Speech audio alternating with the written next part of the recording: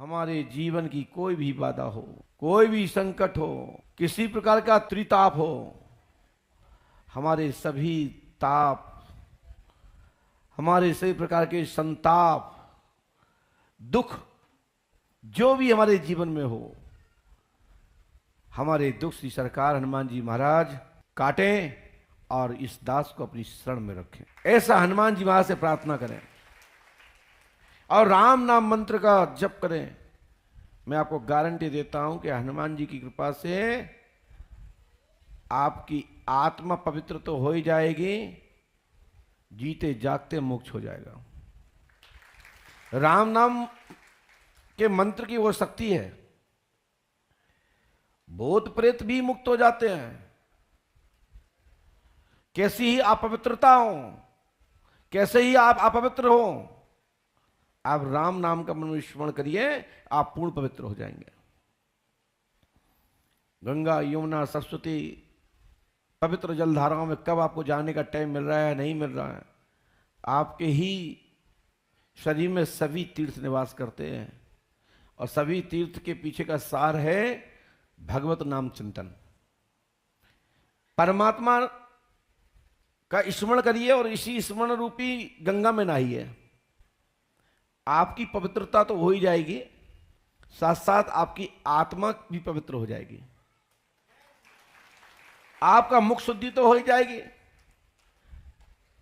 आपके मुख का जो भी गंदगी है, जो भी जिज्ञासा से कुछ भी जीवन पर्यंत किया हो, अंतिम क्षण में यदि राम नाम का भी स्मरण हो जाता है तो वो आत्मा अपने आप को भी धन्य हो जाती है और परमात्मा का धाम प्राप्त हो जाता है। दिन भर आप झूठ बोलते हैं, वैसे झूठ बोलना अच्छी बात नहीं है। विद्वानों ने कहा कि झूठ बोलना भी चाहिए, तो कब बोलना चाहिए, किस स्थिति में बोलना चाहिए? जब किसी की जान जा रही हो, आपके झूठ बोलने मात्र से उसकी जान बच सकती है, तो वहां उसका थोड़ा सारा ले सकते हैं। लेकिन आप दिन भर झूठ बोलते रहते हो, दिन के उल्टे सुलटे कर्म करते रहते हो। लेकिन मैं आपको बताऊं, पहली बात तो गलत काम करना ही नहीं चाहिए, और गलत काम हो भी गया तो प्रायश्चित रूपी भगवान का स्मरण कर लीजिए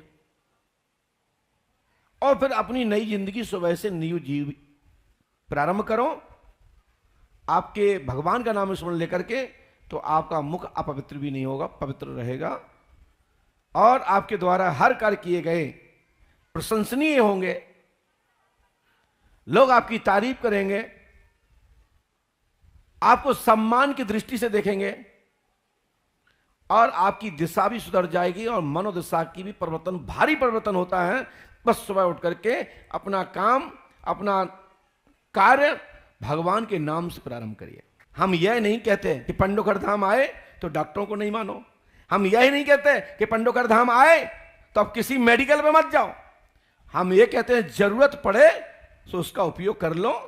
ये हमारे विद्वान महापुरुषों ने कहा है। अरे हमारे बड़े बड़े महापुरुष हुए हैं। जब लक्ष्मण जी को शक्ति लगी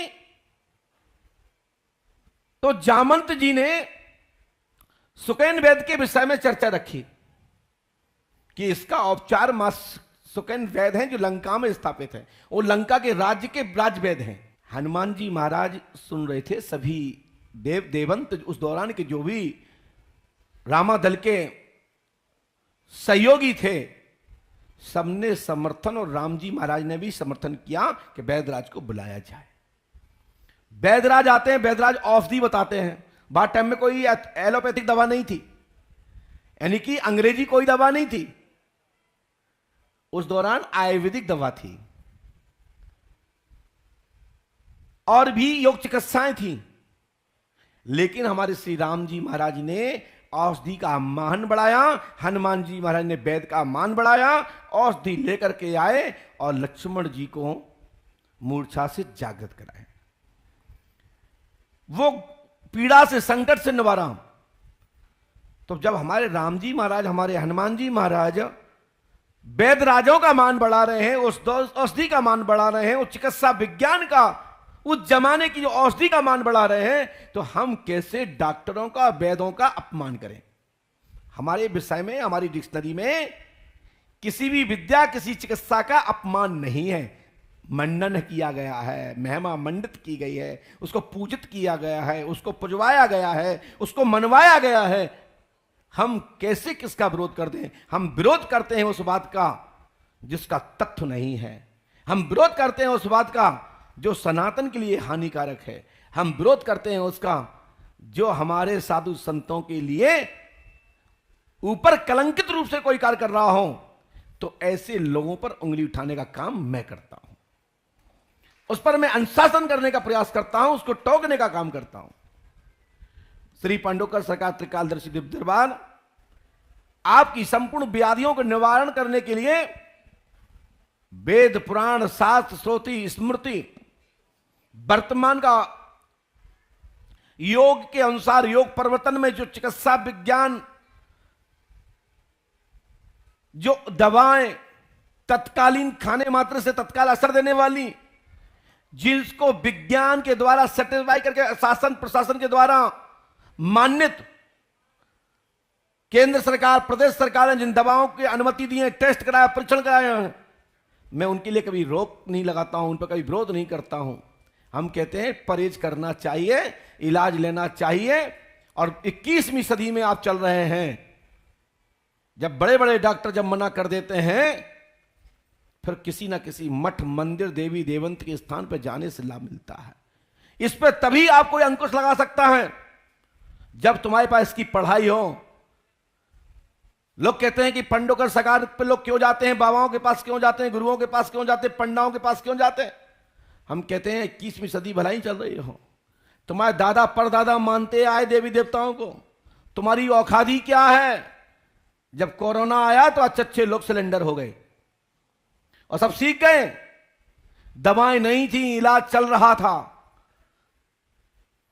मठ मंदिरों में यथास्थिति इलाज चल रहा था, लोगों के द्वारा धूप दी जा रही थी, विभूति दी जा रही थी, मंत्र बताए जा रहे थे, और बड़े से बड़े डॉक्टर्स पंडोकर धाम की शरण लेकर के अपने बच्चों को, अपने परिवार की आशीर्वाद लेकर के सुरक्षित और निरोग रहे। खांसी जोखाम हुआ तो, लेकिन पलायन कर गया बिगैर उपचार के। इसको साक्ष्य देने की जरूरत नहीं है।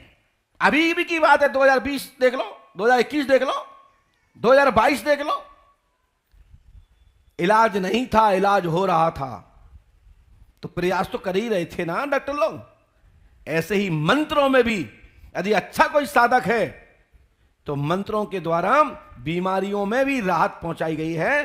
कई अनुष्ठान पूजन के माध्यम से मरे हुए मृत समझे जाने वाले, कुछ समय के मेहमान मानने वालों को भी महामृत्युंजय मंत्र के जप के द्वारा हवा खिलाते देखा गया है। और आज भी लोग हवा खा के आबाद रूप से घूम रहे हैं, मस्त हैं।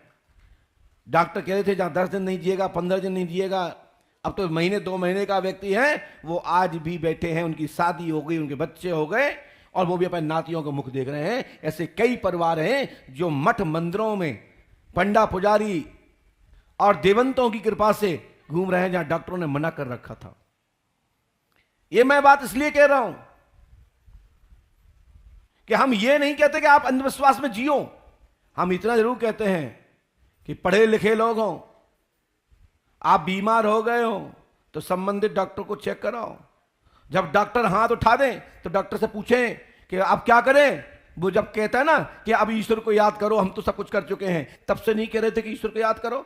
यदि पहले ही दिन से कहना चालू कर दो तो दवा भी लग जाए और आशीर्वाद हो जाए। जब डेथ हो जाती है क्या करें, ईश्वर को यही इच्छा थी, ईश्वर को तो यही चाहना था, हम तो मानव है, क्या कर सकते थे। उसके पहले तो गंडा उतारो, ताबीज उतारो, मठ मंदिर में जाना बंद करो, पूजा पाठ मत करो।